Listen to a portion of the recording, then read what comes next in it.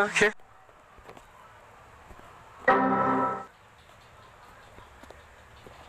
Wow.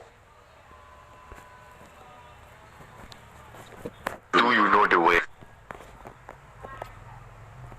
Say what?